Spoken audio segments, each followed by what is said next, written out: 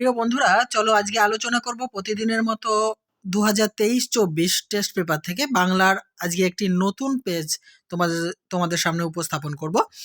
আজকে 985 নম্বর যে পেজটি রয়েছে সেখানকার উত্তরগুলি চলো দেখে নেওয়া যাক। দেখো, বি সেকশনের আজকে 18 নম্বর সেট, আর কয়েকটি মাত্র পেজ রয়েছে, তারপরে আমি বাংলা শেষ করব। তারপরে তোমাদের জন্য ফাইনাল সাজেশন দেব এবং অন্যান্য তোমরা সমস্ত কিছু কিন্তু আমার চ্যানেলের প্লেলিস্ট থেকে দেখে নিতে পারো। প্রথম প্রশ্ন, তপনের মেসোমশাই কোন পত্রিকার সম্পাদককে চিনতেন? উত্তর অপশন খ, সন্ধ্যাতারা। 1.2, বুড়ো মানুষের কথাটা শুনো, বুড়ো মানুষটি হলেন অপশন ঘ, নিমাই বাবু। 1.3, হরিদা সপ্তাহে কদিন বহুরূপী সেজে পথে বের হন? উত্তর হবে অপশন ঘ, একদিন। 1.4, সিন্ধু তীরে কাব্যাংশটি কোন কাব্যগ্রন্থের অন্তর্গত? অপশন গ, পদ্মাবতী। 1.5, অশোকে একজন কবিতাটির অনুবাদক? অপশন খ, নবারুণ ভট্টাচার্য। 1.6, তারপর যুদ্ধ এলো অর্থ? অপশন গ, যুদ্ধ শুরু হলো। নেক্সট 1.7, এই নেশা পেয়েছি আমি শরৎদার কাছ থেকে, বক্তা হলেন? অপশন গ, শৈলজানন্দ মুখোপাধ্যায়। 1.8, বাবু কুইল ডাইভার্স কথাটি বলতেন? অপশন খ, লর্ড কার্জন। 1.9, কলিকাতা বিশ্ববিদ্যালয় পরিভাষা সমিতি নিযুক্ত করে? অপশন খ, 1936 সালে। 1.10, অনুসর্গের অপশন ক নির্দিষ্ট অর্থ আছে। পরের প্রশ্ন 1.11, জনে জনে ডাকো নিম্নরেখাঙ্কিত পদটি কিসের উদাহরণ? এটি হচ্ছে কর্মে বিপ্সার উদাহরণ। অপশন ক সঠিক।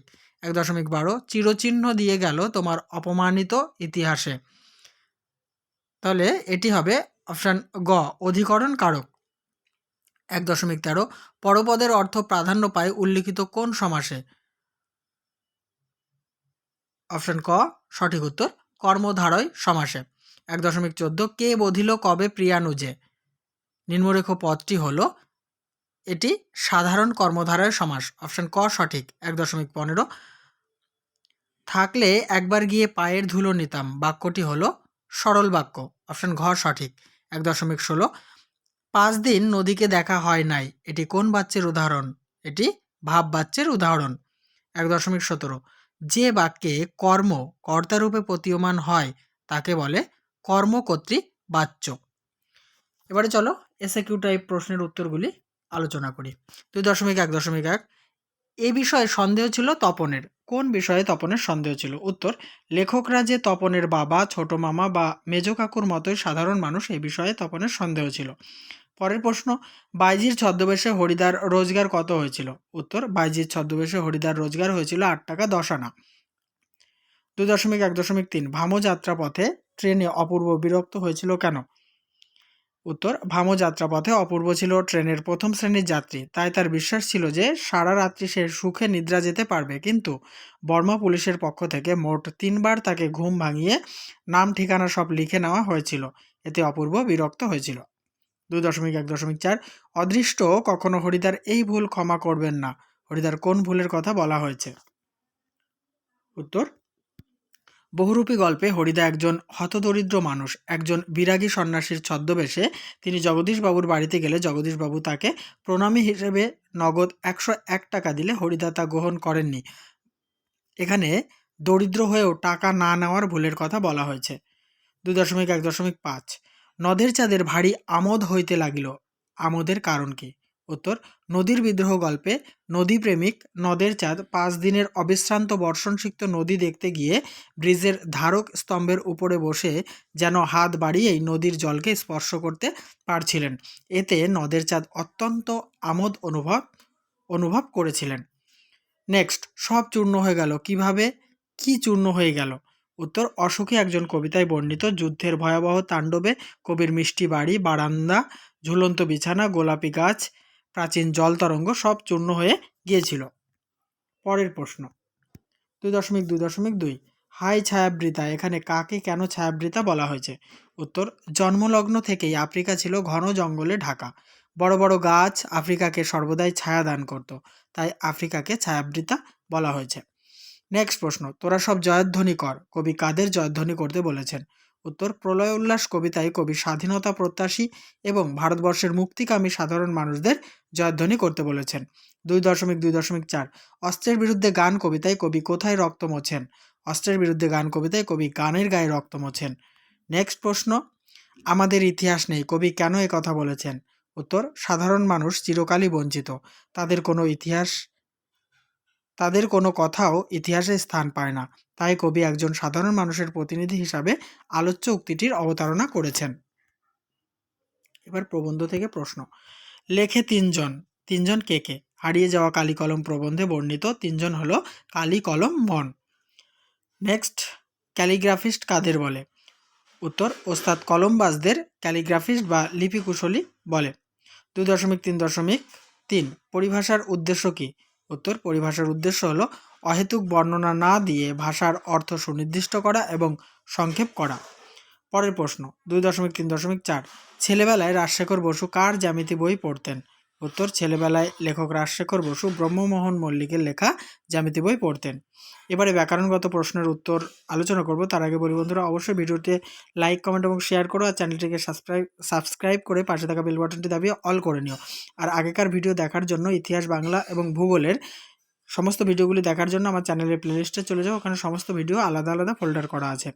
প্রথম ব্যাকরণগত প্রশ্ন, নির্দেশক কাকে বলে? যে সমস্ত চিহ্নগুলি বাক্যে ব্যবহৃত পদের একবচন বা বহুবচন স্পষ্ট করে তাকে নির্দেশক বলে।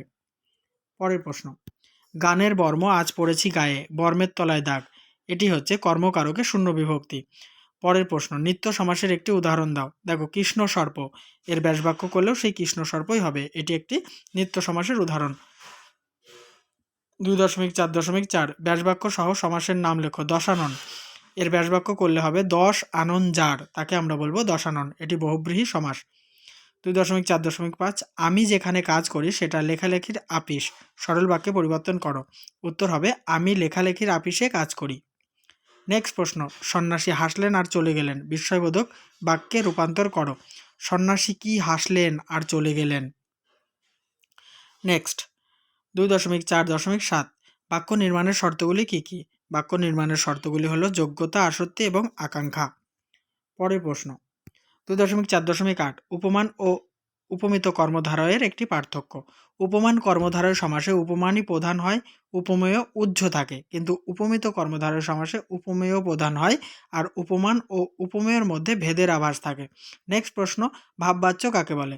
উত্তর, যে বাচ্যে কর্তার অর্থের প্রাধান্যের পরিবর্তে ক্রিয়ার অর্থই প্রধান রূপে প্রতীয়মান হয় তাকে ভাববাচ্য বলে। শেষ ব্যাকরণগত প্রশ্ন 2.4.10 কিন্তু তোমার বাপু একটা ভুল হয়েছে, কর্তৃবাচ্যে রূপান্তর করো। কিন্তু তুমি বাবু একটা ভুল করেছ। এবারে 9 দাগে দেখো, চলিত গদ্যে বঙ্গানুবাদ করো। আমি বলতে থাকছি, তোমরা মিলিয়ে নাও। Student life is the stage of preparation for future. ছাত্র জীবন ভবিষ্যতের জন্য প্রস্তুতির স্তর বা প্রস্তুতি পর্ব বলতে পারো। This is the most important period of life.